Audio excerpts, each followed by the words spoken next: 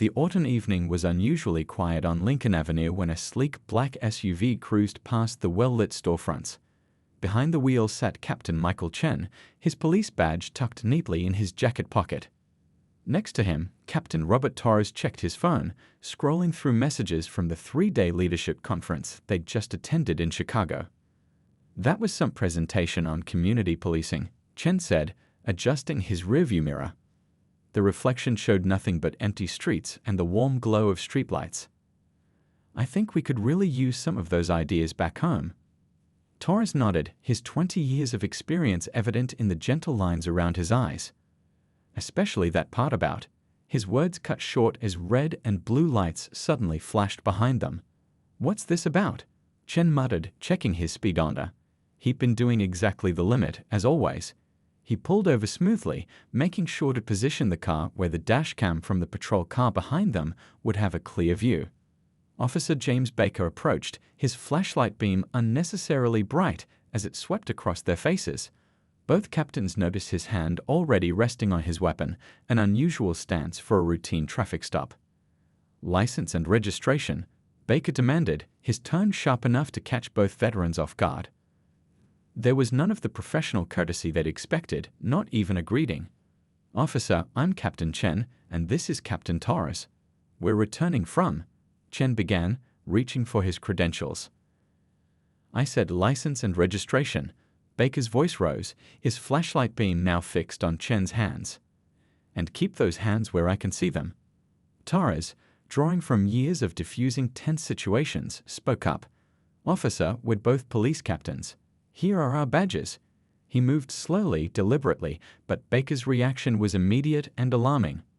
"Step out of the vehicle, both of you," Baker shouted, keying his radio. "Dispatch, I've got 2 suspects claiming to be police officers. Requesting backup immediately." The situation spiraled quickly. More patrol cars arrived, their lights painting the street in a carnival of red and blue. Nearby shop owners stepped outside, phones raised. Chen and Torres stood in disbelief as Baker ordered them to face their vehicle, despite multiple forms of identification proving their ranks. "This is completely unnecessary," Torres said calmly, even as Baker roughly cuffed his hands behind his back. "We're your superior officers." Ken remained silent, his mind racing through protocols and procedures, all of which were being violated. He noticed Mrs. Park from the corner store recording everything, her face a mask of concern. Several other bystanders had gathered, their murmurs growing louder with each passing moment. Baker's partner, Officer Lisa Reynolds, stood back, visibly uncomfortable with the situation.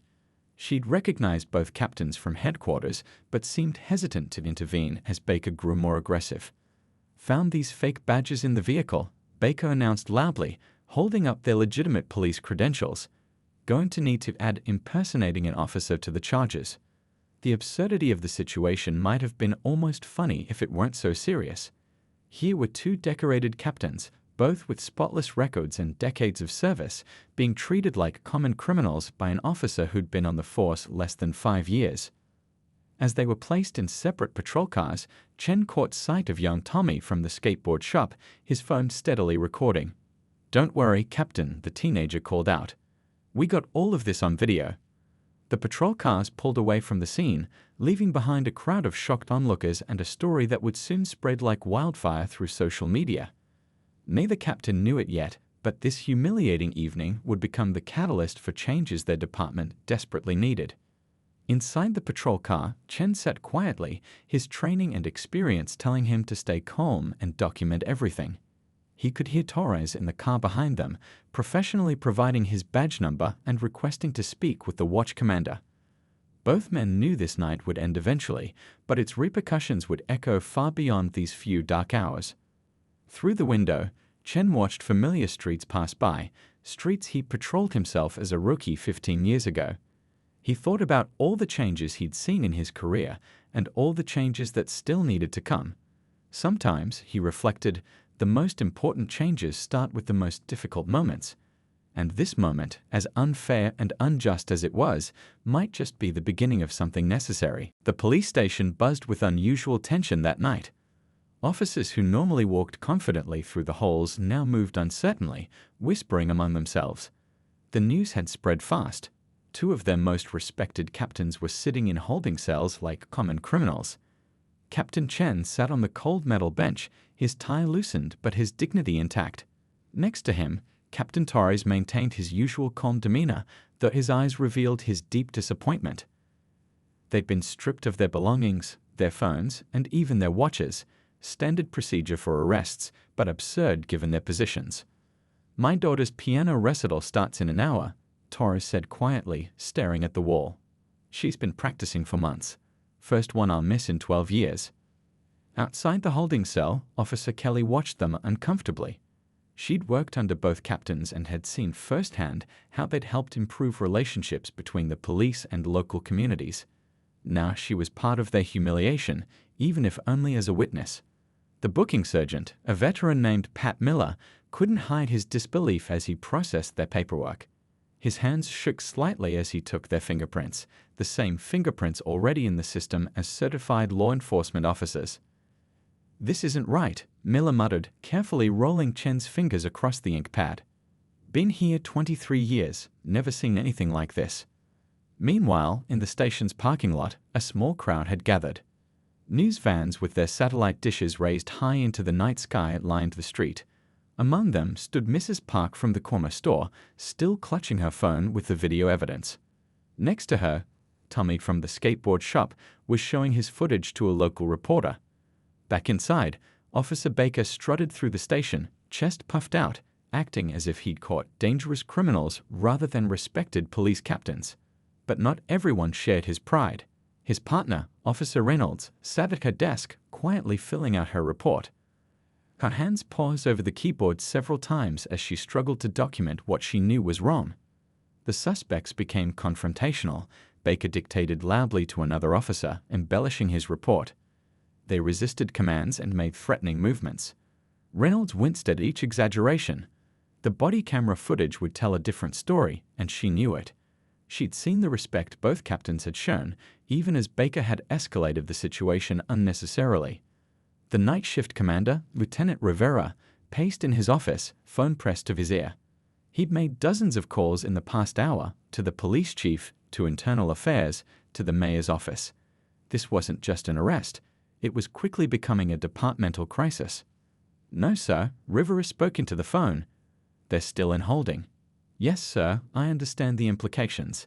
Yes, their families have been notified."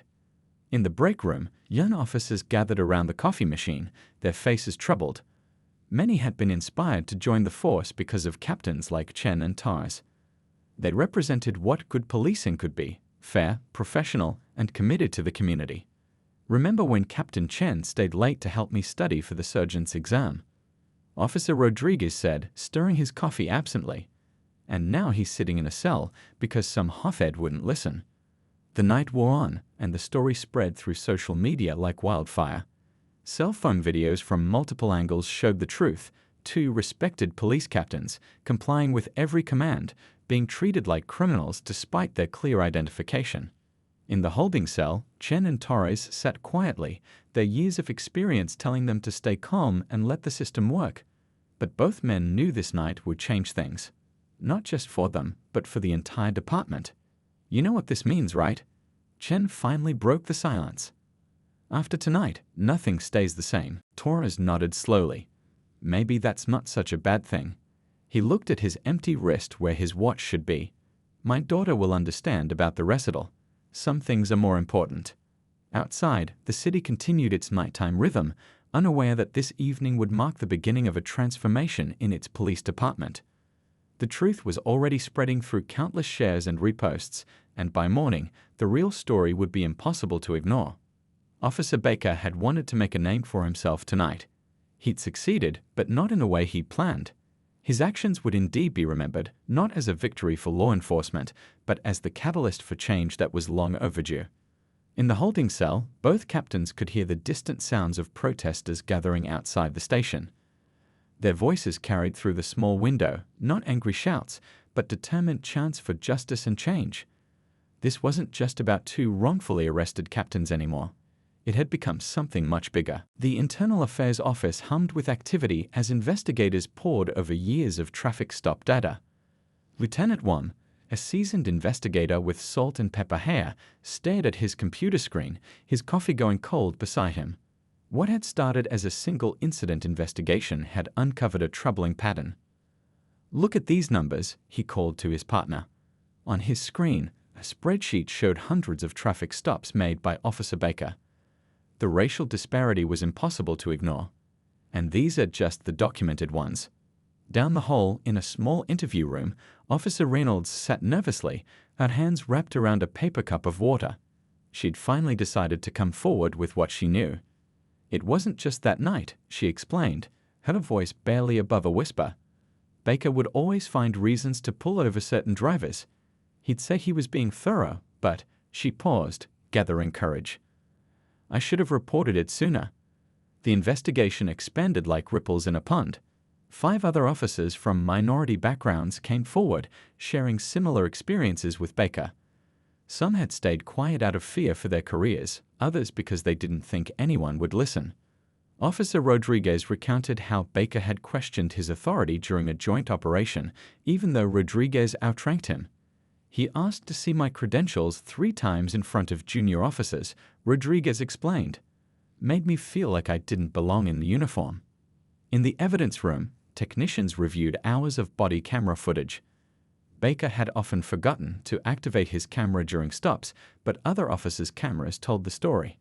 The pattern was clear: selective enforcement, aggressive behavior, and a consistent disregard for proper procedure with certain groups. Captain Chen and Torres, now back on duty, worked from a temporary office set up in the community center. They transformed their humiliating experience into a mission for change. Local residents streamed in, sharing their own encounters with Baker and other officers who'd shown similar behavior. "My son was stopped 4 times in 1 month," an elderly shop owner shared, her hands trembling as she filled out a statement form. "Same route, same time, just driving to his night shift job." The investigation revealed how Baker's previous supervisor had buried complaints, marking them as unsubstantiated without proper review. That supervisor had retired last year, leaving behind a trail of ignored warning signs.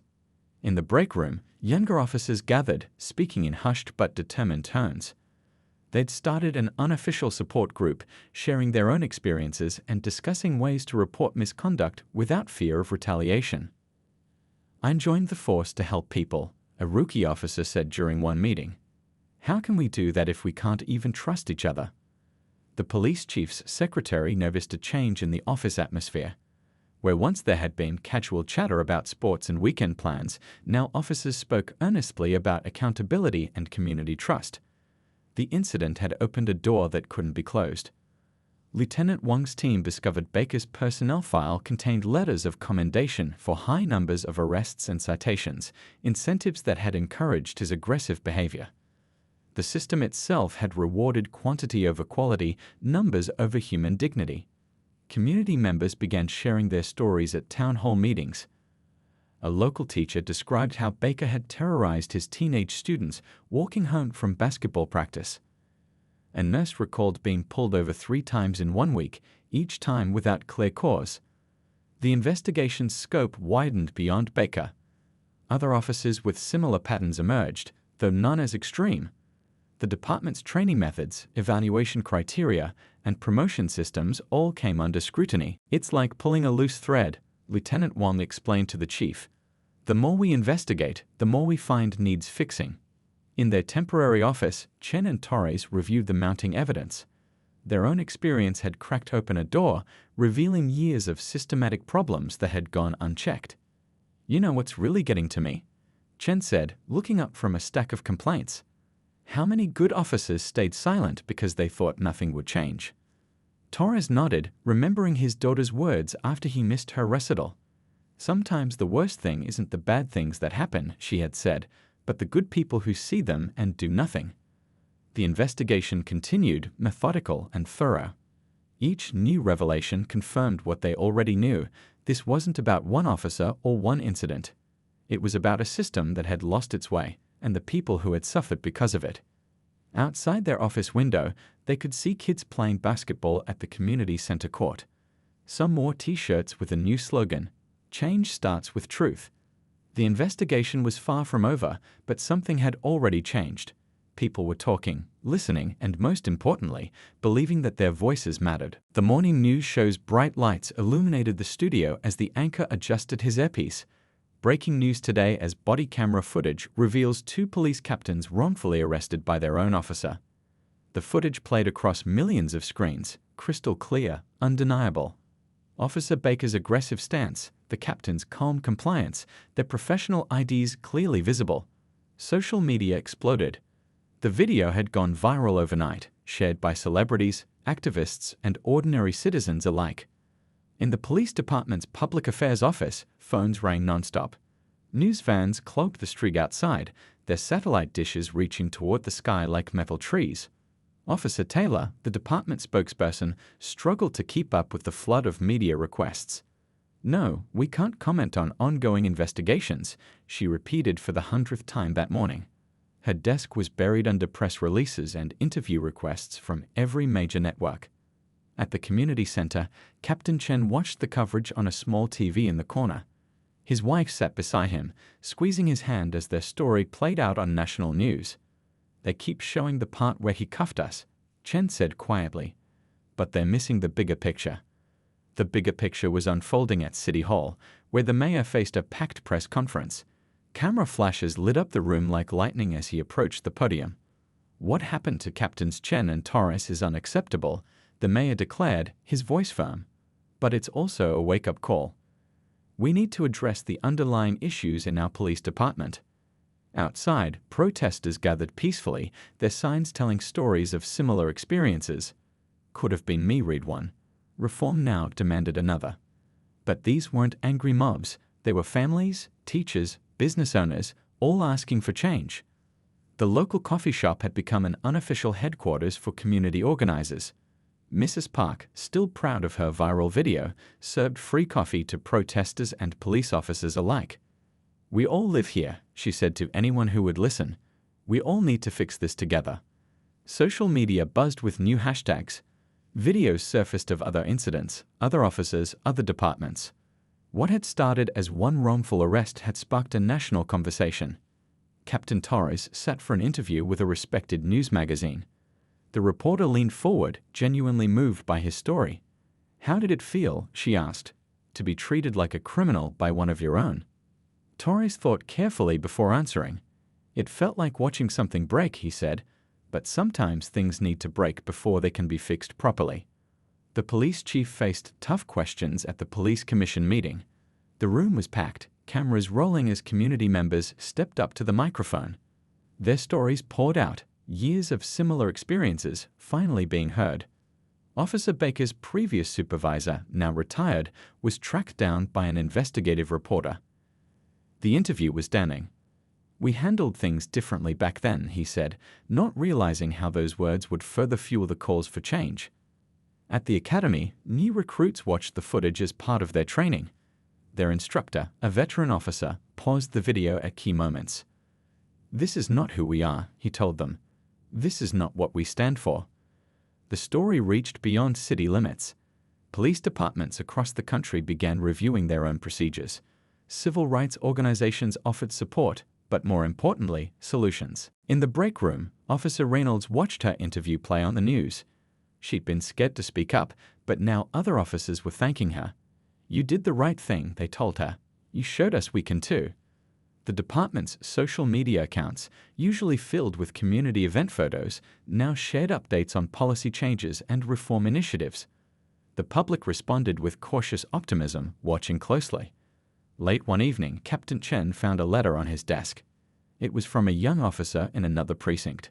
"Your story made me brave enough to report something I saw last month," they'd read. "Thank you for showing us the way." The media storm continued to grow, but it was changing shape. Initial shock and outrage gave way to deeper discussions about systemic change. News segments explored solutions, not just problems. "This isn't just about one incident or one officer," Captain Torres explained during a community forum. "It's about making sure nothing like this happens to anyone else." The story had taken on a life of its own, bigger than Baker, bigger than the department, bigger than the city itself. It had become a mirror, reflecting hard truths back at everyone who looked into it. And in living rooms across the country, families watched and talked about what they saw. Children asked questions. Parents searched for answers. Everyone recognized that something important was happening, a moment of truth that couldn't be ignored. The community center buzzed with activity as Captains Chen and Torres set up for their first reform committee meeting. Instead of filing lawsuits, they'd chosen a different path, one that could change the department from within. "These chairs aren't going to arrange themselves," Chen joked, carrying a stack of folding chairs. The room slowly filled with an unlikely mix of people: veteran officers, community leaders, teachers, shop owners, and even some former critics of the department. Torres stood at the whiteboard, writing down ideas as people called them out. Better training was just the beginning. The list grew: mental health resources, community engagement programs, transparent complaint procedures. "What if we paired new officers with community mentors?" suggested a local shop owner, his voice slightly shaky from nervousness. But as heads nodded encouragingly, he grew more confident, explaining how officers could learn about the neighborhood they'd serve. In the back of the room, Officer Reynolds watched quietly. She'd been hesitant to come, but something had changed since she'd spoken up about Baker. Other officers were starting to trust her more, not less. "The old way of doing things," Chen explained to the group, "was about catching bad guys. The new way needs to be about preventing problems before they start."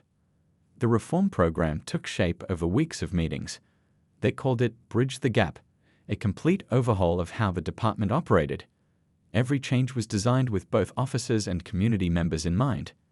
At the academy, new training modules were developed. Cadets now spent time working in community centers before ever touching a weapon. They learned de-escalation not just from instructors, but from mental health professionals and community leaders.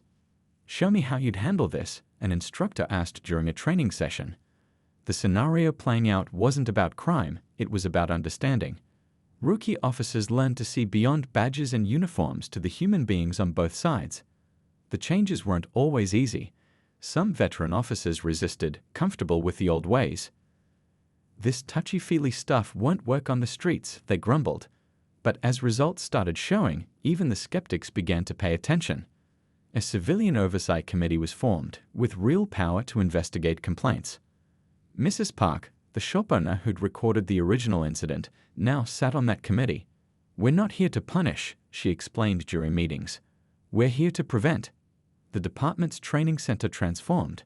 One room became a community connection space where officers regularly met with residents just to talk. Pictures of community events replaced the old police tactical posters on the walls. "Remember why we chose this job," Torrance reminded officers during briefings. It wasn't to make arrests, it was to help people. Local businesses joined the initiative.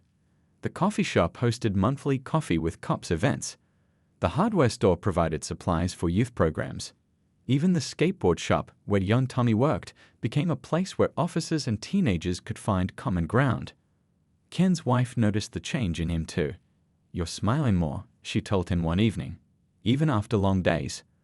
The weight of their ordeal had transformed into purpose. The reform program included psychological support for officers. "We can't help others if we're hurting ourselves," the department counselor explained. Officers began talking more openly about job stress and personal struggles.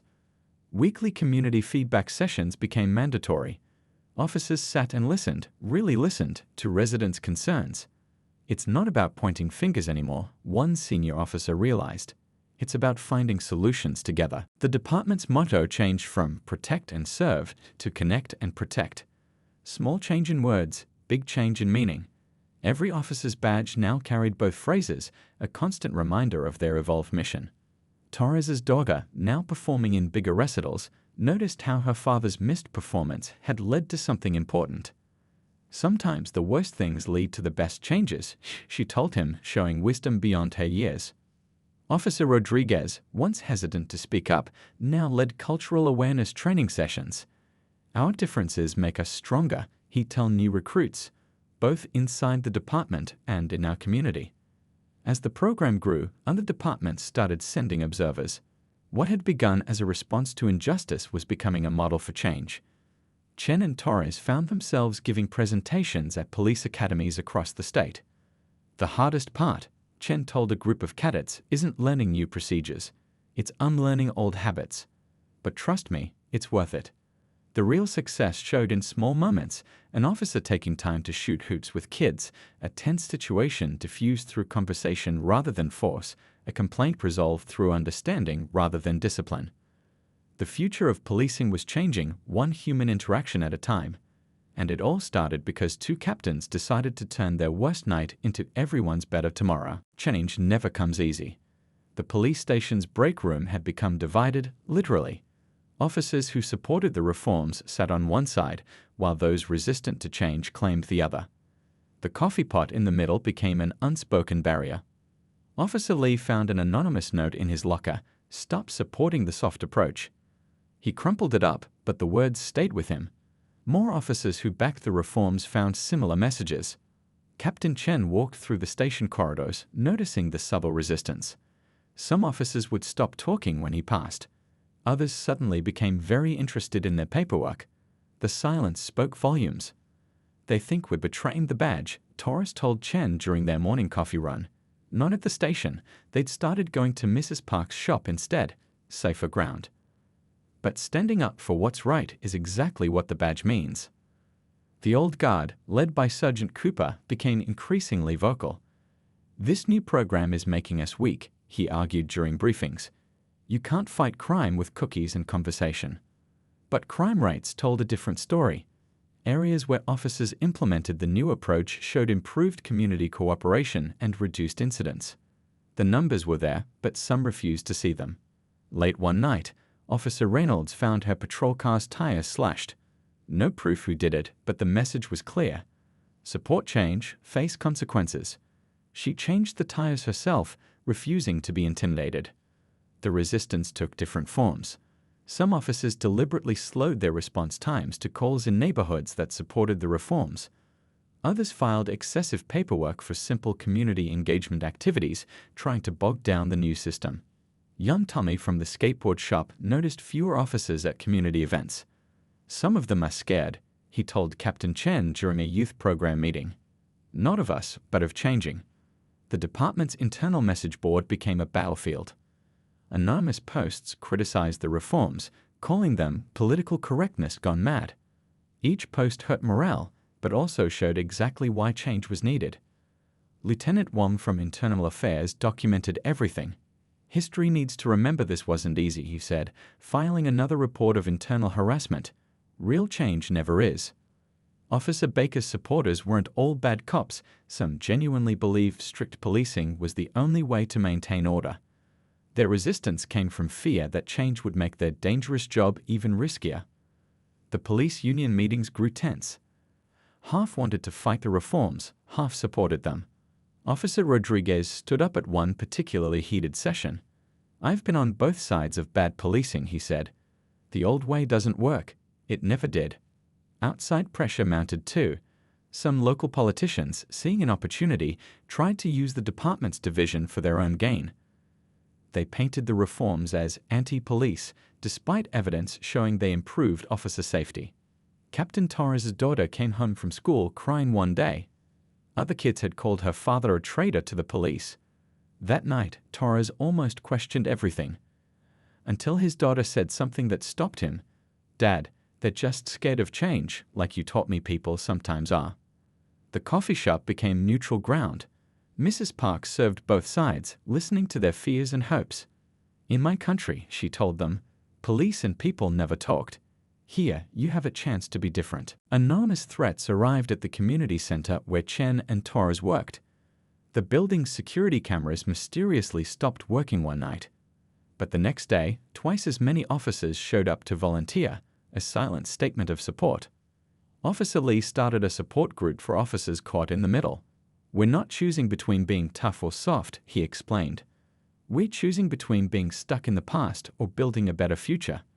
The resistance wasn't winning, but it was wearing people down. Until one morning when everything changed. A veteran officer who'd opposed the reforms was saved by community information, the same community he dismissed as anti-police. "Maybe," he said in the break room, now standing in the middle where the coffee pot was, "we've been looking at this all wrong." Small cracks appeared in the resistance. Officers who'd been quiet began speaking up. Those who'd opposed the changes started asking questions instead of making accusations. The tide was turning, not because of force or rules, but because reality was proving stronger than fear. Change was coming, whether they resisted or not. The only choice was whether to be part of the solution or part of the problem. 2 years passed.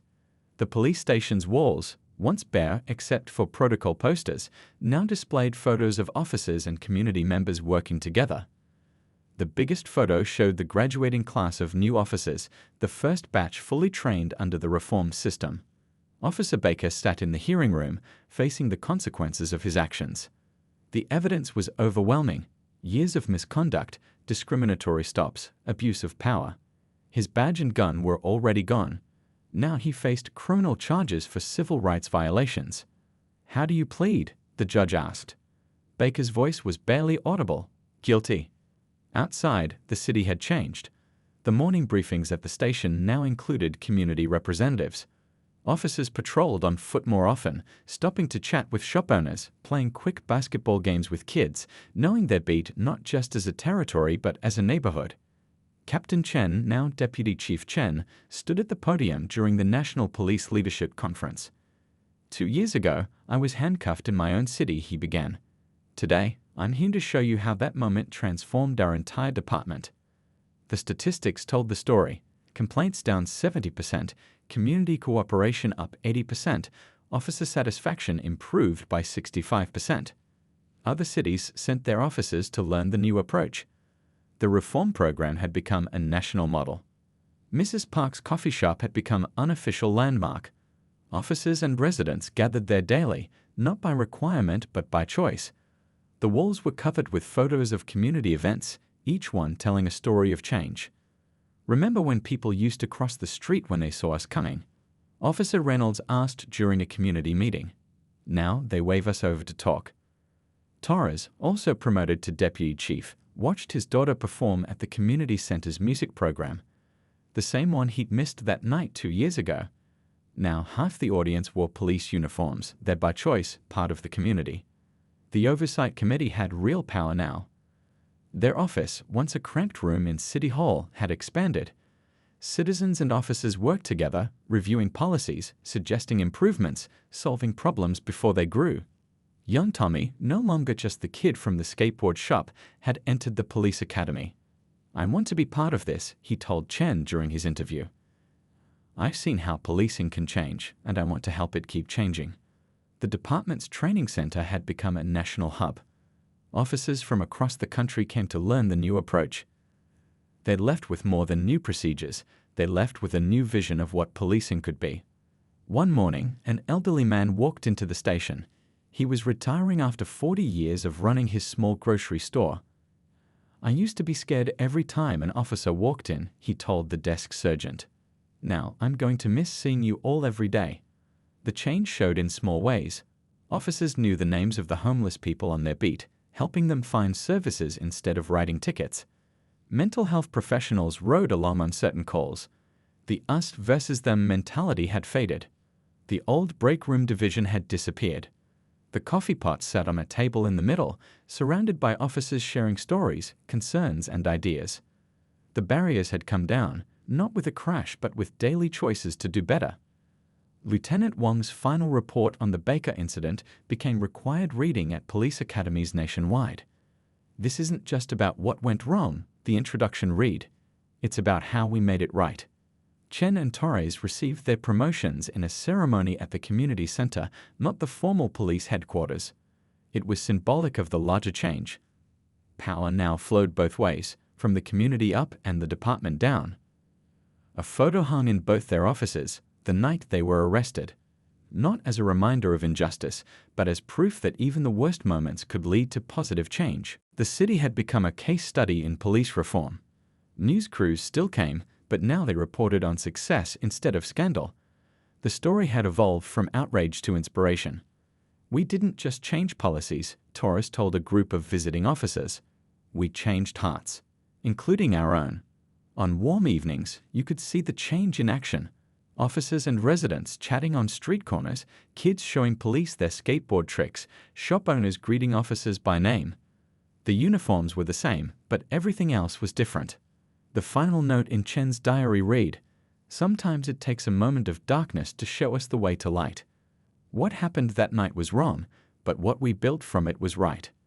The transformation wasn't perfect, no change ever is, but it was real, lasting, and spreading. One arrest had sparked a revolution in policing, proving that even the deepest wounds could become foundations for healing.